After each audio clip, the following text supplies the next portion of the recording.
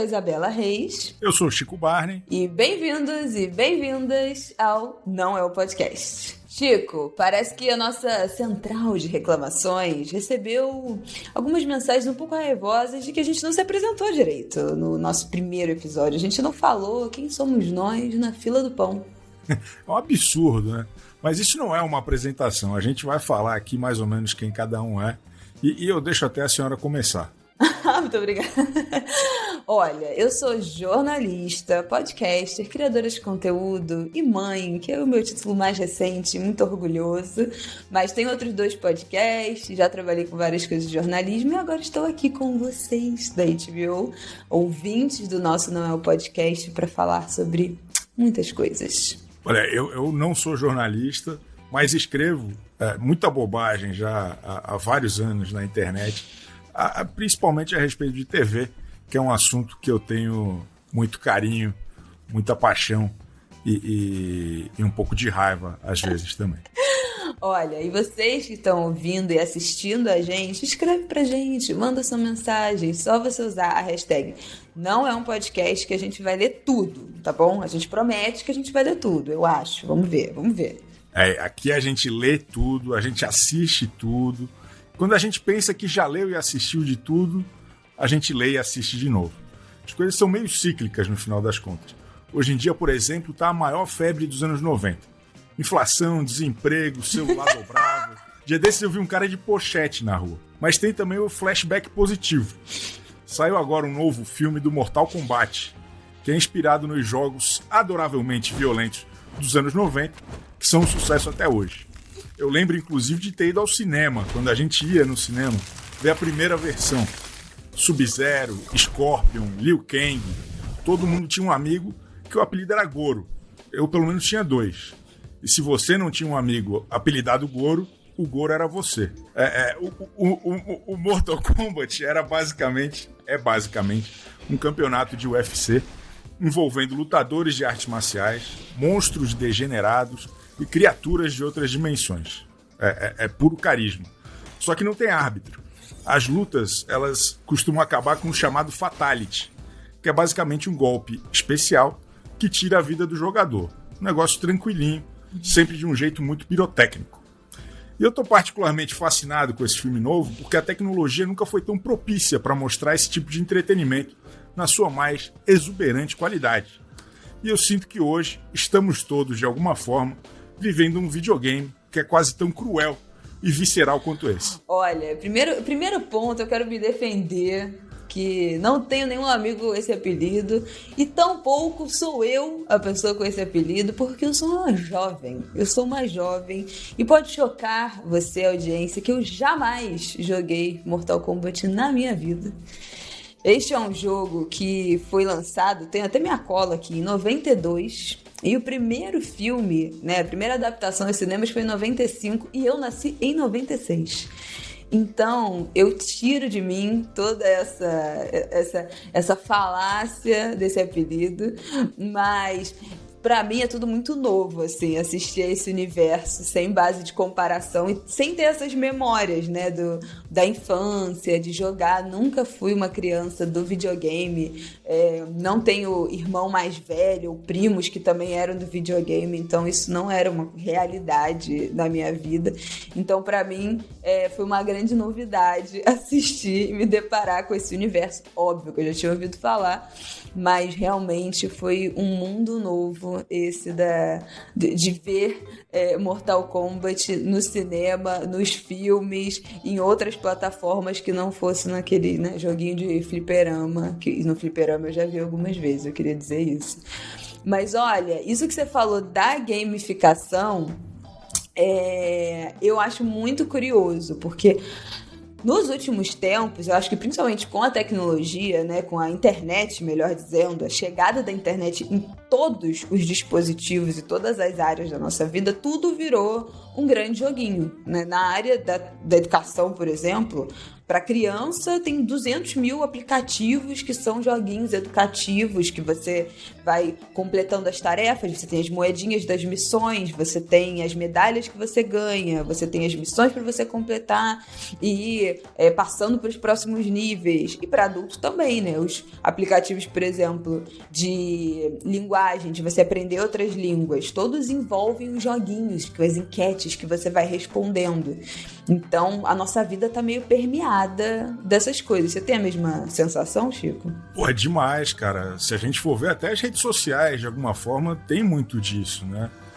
O like no Instagram é meio que a moedinha do Mario. A gente tem que juntar um monte pra se sentir bem, pra passar de fase, pra dar alguma coisa, assim, é impressionante isso. Acho que tá em todas as partes da vida hoje. Não, total. A sensação é que a gente tá sempre girando em torno de todos os momentos da nossa vida, a gente tá correndo atrás, né, de um joguinho, de completar essa próxima missão, de lutar contra um algoritmo, né, dependendo da situação do aplicativo, da plataforma. A gente que trabalha com isso tá o tempo todo ali tentando entender como é que funciona e jogar a favor ou contra esse jogo da internet. E uma outra coisa curiosa, que o nosso diretor aqui, enquanto a gente preparava esse episódio para você ouvinte, nos nossos papos, nas nossas reuniões de pauta, o nosso diretor disse que já existe escova de dente que foi gamificada, que à medida que você vai escovando, ela vai acendendo umas carinhas para dizer que a sua escovação está sendo bem sucedida. Então, assim, gente, não é só coisas com internet, já tá chegando em objetos de qualquer tipo, inanimados, mas assim, eu como mãe que luta todos os dias na hora da escovação do dente, se isso me ajudar, eu tô dentro. Pode me gamificar, pode vir a internet das coisas, o que facilitar a nossa vida, a minha vida, eu estou aceitando. É a chance da criançada não ficar banguela, e é bom, é importante isso. Pro papo de hoje, a gente trouxe aqui um convidado que é especialista nessa história toda de gamificação. Ele vai falar com a gente a respeito disso, ele é professor da ESPM e consultor de gamificação. É o professor Mauro Berimbau. Bem-vindo, Mauro. Bom, muito obrigado pelo convite, pessoal.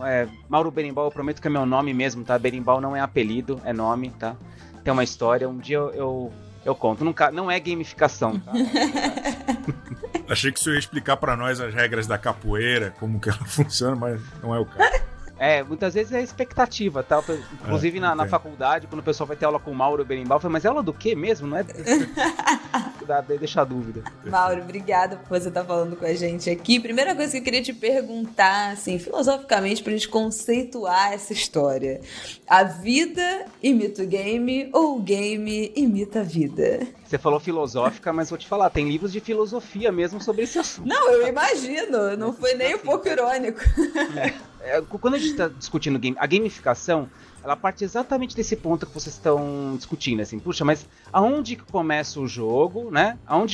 O que é um jogo, assim? O jogo tem aquela ideia de ser de mentira, né? De ser, isso é só um jogo, isso é só uma brincadeira. Acabei de falar aqui, né? Berimbau não é gamificação, é de verdade, né? A gente faz essa distinção de um jogo como se fosse uma coisa de mentira, né? E outras situações do nosso cotidiano são de verdade, né? Mas, curiosamente, várias e várias coisas da nossa vida são estruturadas como se fosse um jogo, né? Tem regras, tem condições de vitória, né? Tem coisas que a gente pode ou não pode fazer. Por exemplo, a nossa estrutura de trabalho, nossos empregos, planos de carreira, né? Tem uma condição de vitória que muitas vezes é implícita ali, né? A gente tem um objetivo com a nossa carreira, lugares que a gente quer chegar, coisas que a gente quer conquistar, quanto dinheiro a gente quer conquistar na vida, ou talvez nem seja isso, talvez seja uma condição de minha, né? Eu quero fazer tal coisa, quero estar em tal lugar, quero chegar em tal cargo, né? Então nós nos colocamos esses objetivos e nós construímos a nossa vida para esses projetos, né? Projeto de ter um filho, projeto de entrar na escola, né?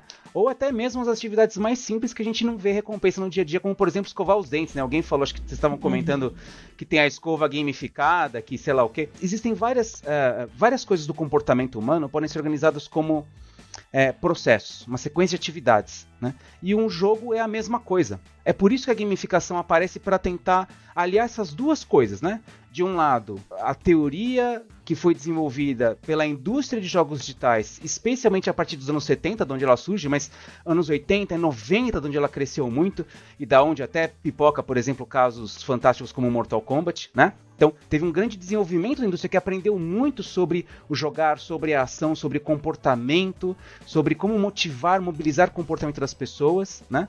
E, em paralelo, as pessoas enxergando que o nosso dia a dia tem componentes muito parecidos. Então, por que a gente não procura juntar as duas coisas para ter um ganho? Que é o ganho de eu buscar conquistar uma coisa maior, conquistar uma coisa melhor, de eu conseguir chegar no lugar que eu quero. Por exemplo, a Isabela fazer o filho dela escovar os dentes todos os dias. Ô Mauro, e eu sou o manezinho da ilha, então eu sou meio desconfiado. A gente é muito desconfiado lá em Florianópolis. Justo. Todo aplicativo hoje em dia tem algum modelo de recompensa de jogo, de desbloqueio, de faça esta maratona aqui de alguma coisa e ganhe outra coisa. Eles estão tentando enganar a gente, ô Mauro Berimbau? Enganar não posso dizer, mas eu posso dizer que eles estão tentando mobilizar você para um comportamento, né? Acho que até você estava brincando antes, Chico, você falou assim, poxa, até nas redes sociais parece um jogo, né? Você tem que ficar lutando pelo joinha, né? Eu tava falando sério, é um drama na minha vida. Mas a lógica é essa, né? Qual que é a função do joinha, né? É te dar algum tipo de recompensa social. Então, existe um quê de game também aí, né? Na verdade, talvez o que a gente tem que pensar é que muitas vezes quando a gente fala que, por exemplo, o joinha pode ser uma condição de jogo, a impressão que dá é que a gente foi até os jogos digitais, até os videogames lá atrás e falou, é assim que faz, e veio aqui e aplicou. Pode até ser essa a lógica, mas é mais amplo que isso. Porque o que está por trás é como que nós, pessoas, humanos, que vivem nessa sociedade, como que a gente se motiva a fazer as coisas? Por que a gente faz as coisas que a gente faz? Por que a gente luta por joinha? Não é o joinha é um ponto, o joinha é uma métrica, é um reconhecimento social, é uma exposição social, né? E pela primeira vez, talvez, chuto aqui, né? Que pelo menos nessa escala grande a gente está conseguindo medir essa visibilidade social, né? Em larga escala. A gente não conseguia fazer isso antes porque não tinha internet, não tinha computadores, né?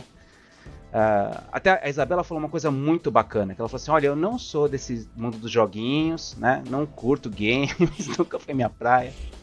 Mas, Isabela, eu tenho certeza absoluta que existe alguma coisa de jogo no seu cotidiano, nos nossos cotidianos. Tudo. Tá? Por exemplo, futebol.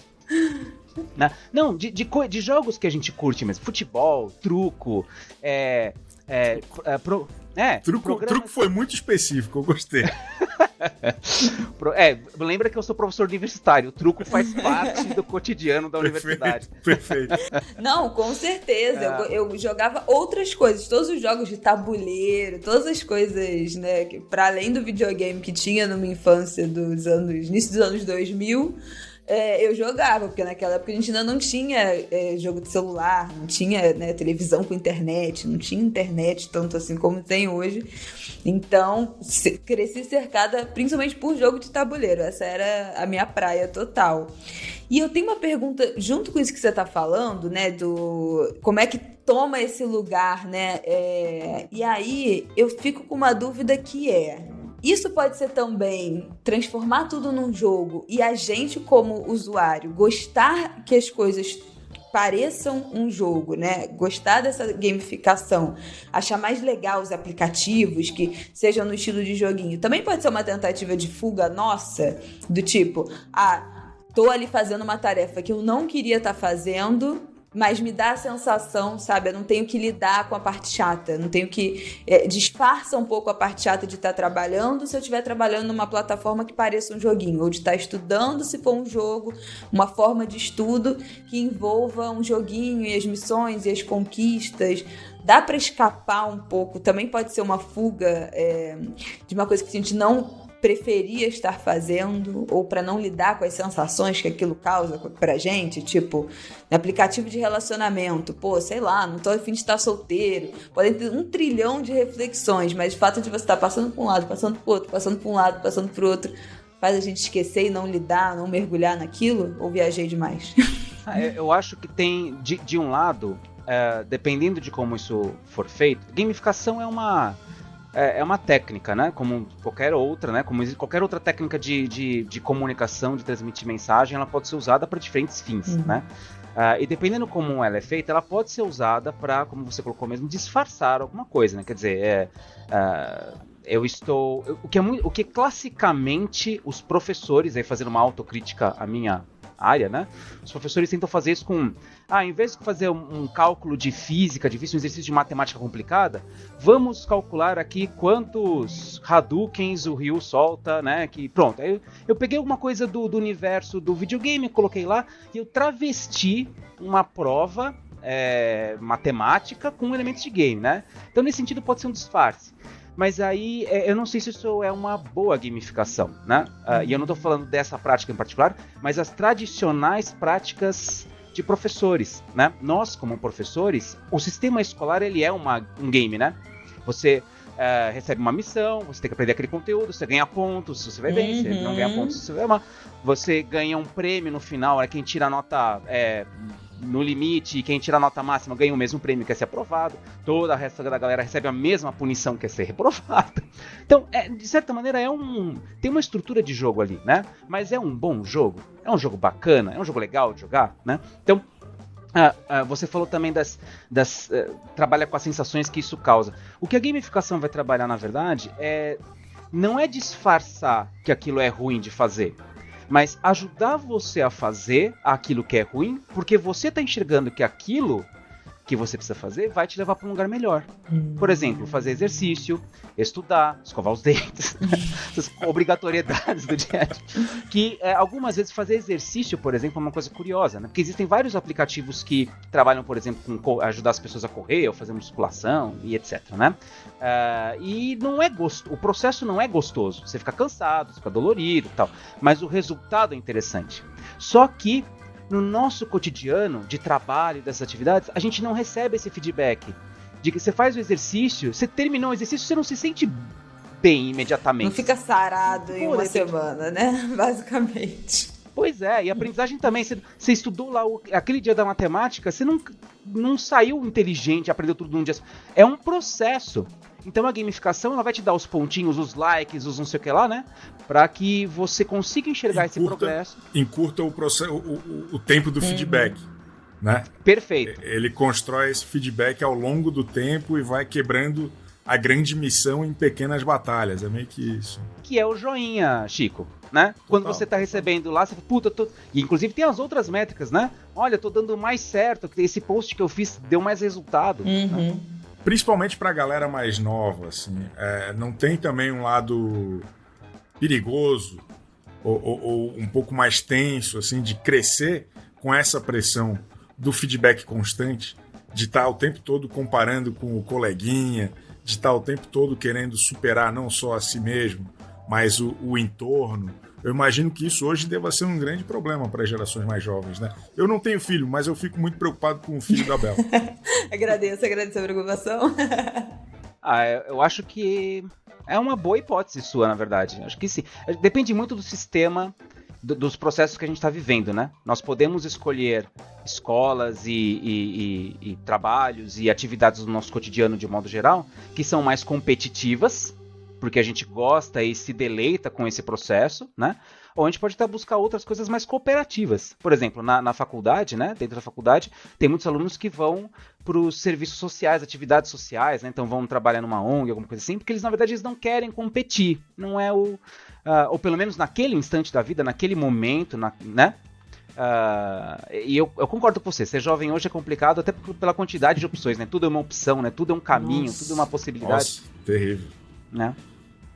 Mas eu concordo que tem um lado ruim. Inclusive, Chico, eu estava montando recentemente montando uma disciplina de gamificação para um curso de pós-graduação, e eu entrei em contato com uma pesquisa que mostrava algumas atividades do governo chinês que procuram gamificar o cidadão, tá?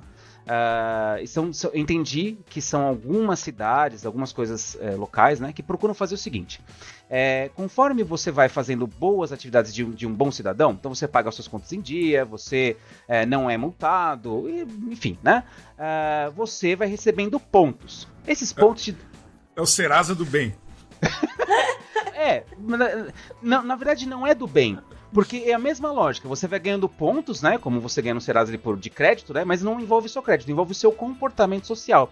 Só que se você vai mal, aí você começa a perder benefícios do governo, né? Você começa a não tá no lugar mais para trás da fila quando você pede alguma coisa, alguns acessos você não tem, né? E aí tem uma tentativa mais dura, né? De um jogo mais duro, né? Pro cidadão. Então, como eu falei pra vocês, gamificação é uma ferramenta muito interessante que pode ser usada para muitas coisas. Jogos, né? Jogos podem ser usados para muitas coisas diferentes, né? E acho que isso ajuda a gente a ficar alerta para as coisas que são bacanas e não são bacanas, né? Falando em coisa bacana, tem uma história que é muito interessante da Elise.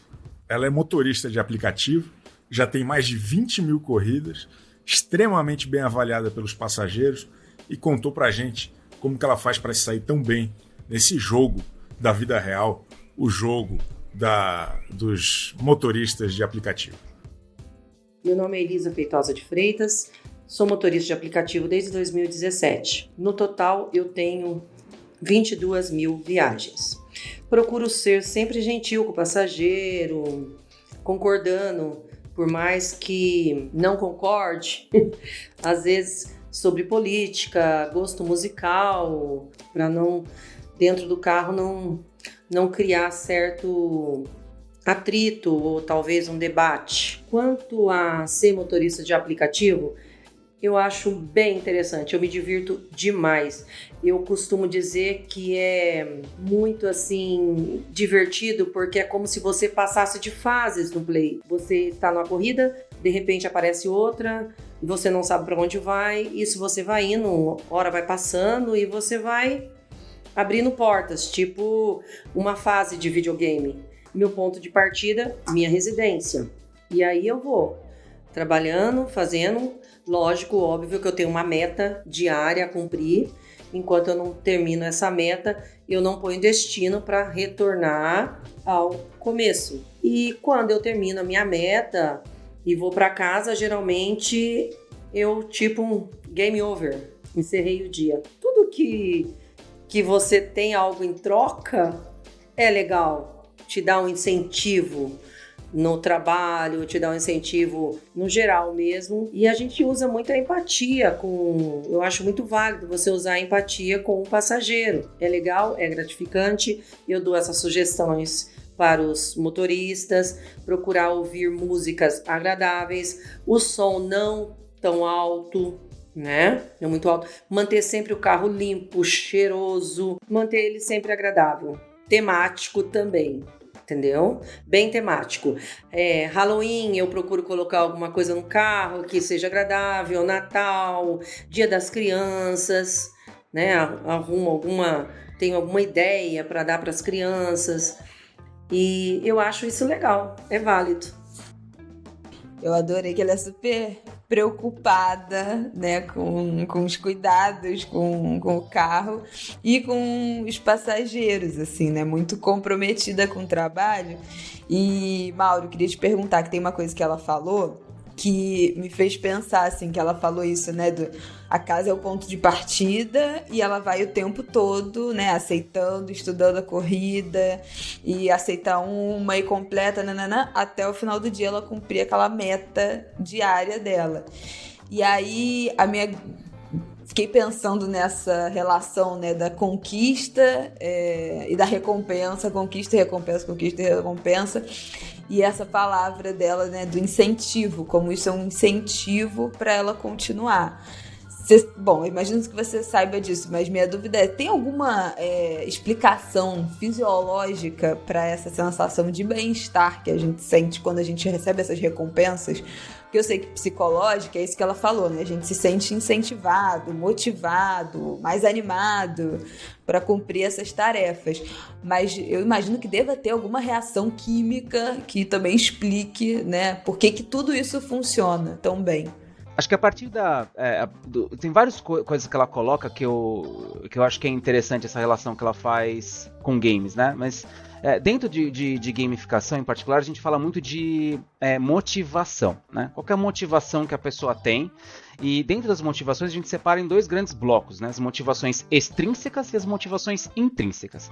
Motivações extrínsecas é todo tipo de prêmio que a gente recebe que não está direto nos nossos interesses, é uma coisa que está fora dos meus interesses pessoais. Por exemplo, um prêmio em dinheiro. É claro que todo mundo quer um prêmio em dinheiro, né? Mas quando eu falo para você, olha, saia correndo da sua casa agora, né? E vá até tal lugar para você ganhar X de dinheiro. Não é uma coisa que você quer fazer, mas porque tem um prêmio lá no final, você talvez se motive para fazer aquilo, né? É o que tradicionalmente várias estratégias de marketing procuram fazer, né?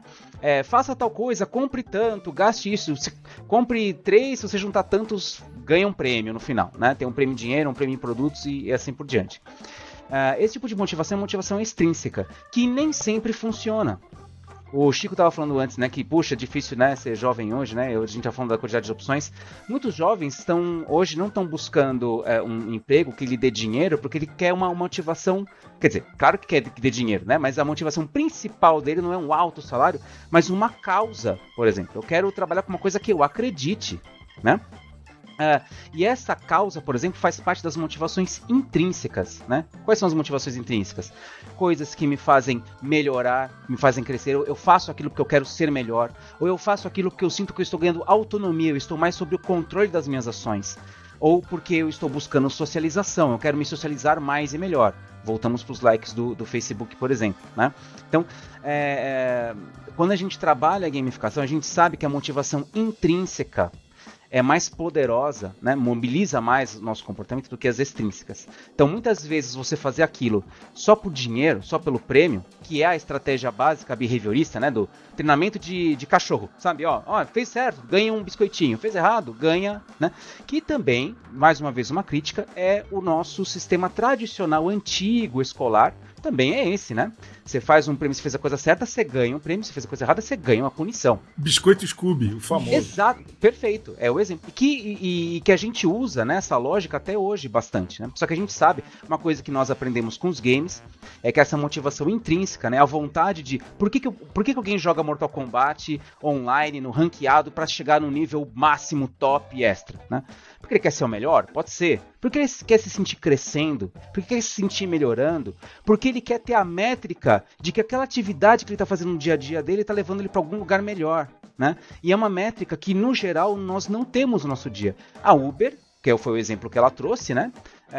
Tá tentando trazer essa métrica pro dia a dia. Olha, se você fizer direitinho, se você fizer, você recebe um feedback instantâneo, as pessoas estão gostando, tá mais legal, você tá tendo resultados melhores, né? E no geral nós não recebemos isso. Por isso que as atividades acabam sendo tão interessantes, né? Porque a gente enxerga para onde tá indo. E é interessante até a postura dela. É uma postura que nem todo mundo tem, né? Porque as dicas que ela dá é quase assim, se anula. Né? Some, fica na sombra ali e só dá o negócio bacana pro teu cliente, porque tu não vai escolher o tipo de música, tu não vai escolher o tipo de abordagem. Não discute, né? Política. Não vai discordar, não vai começar o papo sobre política, como muitas vezes a gente ouvir. Então acho que é uma abordagem também interessante que não serve para todo mundo nesse caso, né? Vai ter muita gente que as vontades intrínsecas vão ter que ser cobertas de outra forma, mas eu entendi que o extrínseco e o intrínseco dela estão casados. É o jogo, né? Passar de fase para ela é o tesão, é a alegria dela ali. Eu acho que é o jogo, ela tentou mostrar como é que é esse jogo. Você quer ir bem nesse jogo? Você precisa fazer isso, né? E de novo, eu reforço, eu acho que é muito legal ela ter trazido o Uber, porque uma das coisas que eu trabalho bastante com gamificação é com planos de carreira, né? E assumir que aquilo no fundo é um jogo, né? Que tem suas condições de vitórias, ver se essa pessoa está disposta a jogar aquele jogo daquela maneira, né? Nem sempre isso é tão claro, né? De novo, eu acho que deixar essas coisas claras, transparentes, falar, você topa jogar? Você quer ser o melhor? Então, vai ter que cuidado com o traje, cuidado com a música, cuidado com a linguagem. E essa história da gamificação e do jogo, o grande jogo, está em todos os lugares, inclusive no grande jogo do amor. Hoje tem muita gente que conheceu aí a esposa, o marido, na internet, seja no Tinder ou outros sites e aplicativos, mas eu soube que não é o caso da Isabela. Ela, apesar de jovem, ela, apesar de pós-Mortal Kombat, o negócio dela foi um pouco mais tradicional, né, Wendel? Gente, não foi no app que eu conheci o meu marido. Foi a coisa mais arcaica que eu acho que eu poderia dizer pra vocês hoje, que foi o pai dele que basicamente o ofereceu pra mim. A gente já se conhecia, os nossos pais eram amigos de muito tempo. E aí o pai dele falou, pô, meu filho tá solteiro, você não tem ninguém pra apresentar pra ele não? E eu, recém-solteira, falei, eu! E tipo assim, aceitei às cegas, porque eu jamais tinha visto uma foto dele. Eu não sabia nem que esse amigo da minha mãe tinha um filho dessa idade.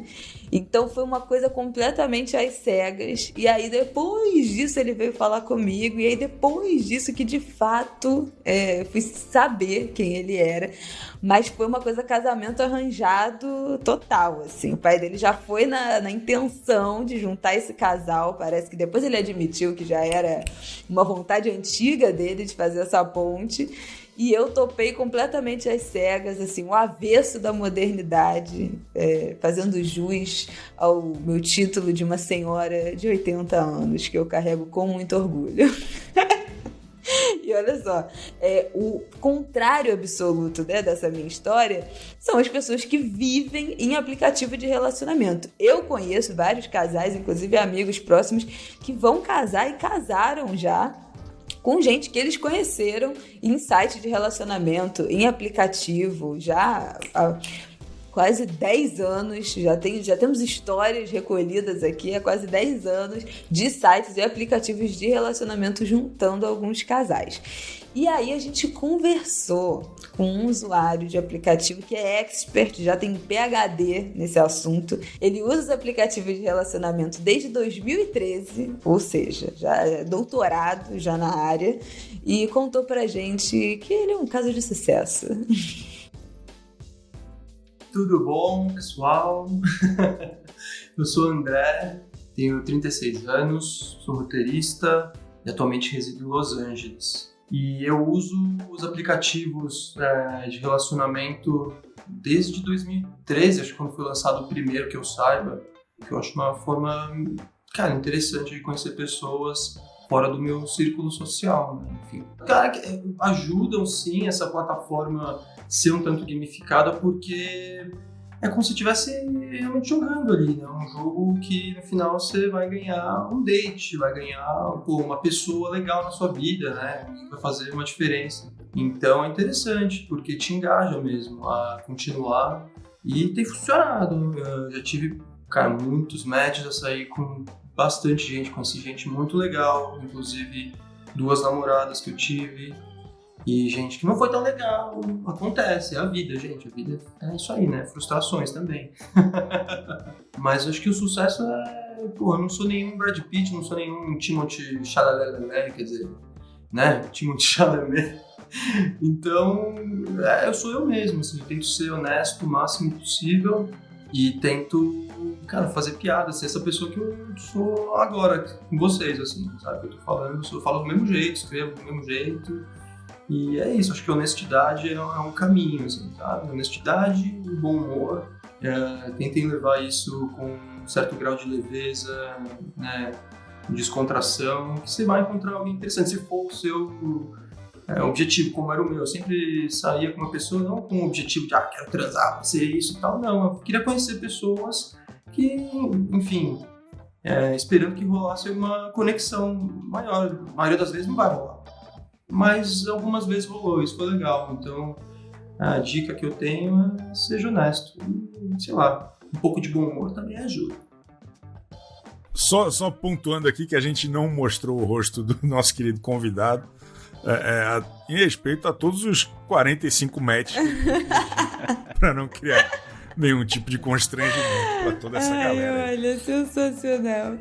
Eu quero pegar uma coisa que ele falou no final, que é a dica, né, que ele deu. Seja você mesmo. Tem como ser você mesmo? Porque se a gente tá falando aqui que a gente tá o tempo todo tentando atingir uma meta, conseguir uma recompensa, e a gente com o tempo vai entendendo como funcionam esses sistemas, né? O que engaja, o que não engaja, o que dá repercussão, o que faz a gente ter esse match, o que faz dar tudo errado. e a gente vai traçando as nossas estratégias, né, para conseguir esses resultados que a gente quer, dá para ser a gente mesmo? A gente não automaticamente vai se moldando para conseguir essas recompensas? Eu acho que você já sacou o pensamento da gamificação, Isabela. A gente tá sempre pensando. Quem trabalha com game design tá sempre entendendo tudo como um joguinho, né? A fala, né, do seja você mesmo, né? Depende muito de novo, dos objetivos que essa pessoa quer, né? Eu gosto muito quando ele fala no começo, que ele fala sobre os matches como uma métrica de interesse, né? Quer dizer, ele mede a sua competência. É uma métrica de competência, certo? Falar que ele tem 45, 50, não sei quantos matches por dia, pô, né? Significa alguma coisa esse tamanho. Tamanho é documento nesse caso, certo? Total. Engajou, pô. Mas ele também falou uma coisa muito bacana no meio da fala dele, que é de que as pessoas com que ele tá saindo esperam. Parece ter um jogo mesmo acontecendo, umas regras, né? Tem que fazer isso no começo, depois tem que acontecer isso, depois tem que acontecer aquele outro, né? Tem um processo aí. Inclusive, existem livros escritos sobre isso, né? Uma espécie de livros de autoajuda que falam sobre a arte da sedução, que descrevem essas regras, né? De jogo. E, inclusive, eu também tenho um caso para contar de um grande amigo meu, de faculdade, que ele era como eu, nerdão, introspectivo, etc. E ele cansou dessa vida, né? E ele falou, cara, eu quero agora ser diferente. Eu quero sair, curtir todas as mulheres e tal. E ele foi um cara que estudou para ser pegador. Ele estudou para isso. Ele foi atrás dos livros, ele pesquisou, pegou as técnicas e tal. E ele aplicou, né? O que ele queria entender? Ele queria entender que falando agora um pouco mais sério, ele entendeu que existe uma série de regras, existe um jogo da sedução mesmo, né, nesse aspecto. E dependendo do objetivo dos dois lados, né, ele é um jogo muito parecido com o jogo da interpretação. Por isso que muitos autores que escrevem sobre sedução também escrevem sobre negócios, né? Escrevem sobre o momento da negociação, de eu falar uma frase e a outra pessoa captar e fazer uma brincadeira em cima, fazer uma coisa em cima, e a gente jogar, interpretar aquele papel juntos, né? E a gente faz isso em vários momentos do nosso dia a dia. Quando a gente está conversando com alguém que a gente tem um interesse, por exemplo, político com essa pessoa, a gente não vai falar assim, aumenta meu salário aí, campeão, porque tá difícil, né? Você vai tentar trabalhar aquilo, tentar oferecer alguma coisa em troca, você joga, né? Nesse sentido. Gamificação por si só, como técnica, né? Ele é um conjunto de técnicas, tá? Acho que qualquer pessoa, qualquer um de nós que tiver interesse no assunto, quiser ir lá comprar uns livros de gamificação, vai ter uma listinha de técnicas que você aplica e vai dar certo, tá? Mas quando a gente começa a trabalhar muito nisso, a gente começa a entender que o pensamento do game design, né, essa lógica, essa construção, ela está muito presente no nosso dia a dia, nas coisas que nós fazemos, né? E a gente começa a enxergar essas situações, esse comportamento humano, né, dentro dessas condições. E se a gente consegue enxergar essas condições, a gente consegue propor uma situação que potencialmente é melhor. Por exemplo, as métricas de sucesso do nosso entrevistado, que foi 45 matches por dia, tal, que é métrica de sucesso, né? O que eu entendo também é que quando a gente entende as regras do jogo, a gente fica o tempo todo procurando hackear de alguma forma. Ou procurar um atalho, ou encontrar o nosso próprio estilo de jogo, de estratégia. E isso meio que me lembra o Mortal Kombat, que tem o golpe especial, tem o Fatality. Acho que a gente, em todos os outros campos da esfera da vida, tá buscando o nosso Fatality, não necessariamente para machucar os outros, mas para vencer, para passar de fase, para ir rumo ao próximo chefão, mas do nosso jeito, né? Com o que a gente aprendeu com a experiência conquistada até ali e como que a gente vai chegando mais rápido e melhor. Mais ou menos isso. Eu acho que os games em geral, eles têm uma grande vantagem, que eles nos dão uma atividade para fazer muito imediata, ó. Faz tal coisa, mata esse próximo inimigo aí, derrota o Raiden aí, ó, né? Apareceu para você, né? Derrota o rei. Bacana, agora você melhorou uma fase, agora você tem que derrotar outro cara, e você vai melhorando. E o próprio jogo tem uma escala de competência, ele começa mais fácil, né? Vai aumentando a dificuldade, quando você chegar lá no Shao Kahn, lá no final, cara, aí é difícil, né? Super complicado você derrotar. E esse tipo de equilíbrio, essas condições de regras claras, prêmios evidentes. Por que eu estou fazendo isso? Porque você vai ganhar esse prêmio no final. A história vai desdobrar, você vai ganhar um nível, essas coisas não são claras no nosso dia a dia. E por isso que os games muitas vezes são tão digitais especificamente, parecem tão atrativos. E por isso que muitas das interfaces digitais, como o Tinder, né, que a gente tava discutindo aqui, se apropriam dessa lógica para tentar trazer um pouco dessa tangibilidade dos processos do nosso cotidiano, que a gente não enxerga. E quando a gente começa a enxergar, a gente começa a jogar o jogo, ou até, como você falou mesmo, Chico, tentar burlar, né? Agora eu vou tentar tirar uma vantagem. Mas isso só acontece quando a gente assume, né? Que também é só um jogo, né? Não, isso que você falou agora, né? De como fora da vida digital a gente também tá o tempo inteiro jogando, me fez lembrar de um conceito, acho que pode se chamar um conceito chamado masking, que uma tradução seria, sei lá, vestindo uma máscara, que é uma... Eu ouvi isso a primeira vez dentro de depoimentos de pessoas que fazem ativismo sobre autistas, pessoas autistas que falam sobre pessoas com deficiência e falam como é muito difícil, desafiador lidar com pessoas, para os autistas lidar com pessoas neurotípicas.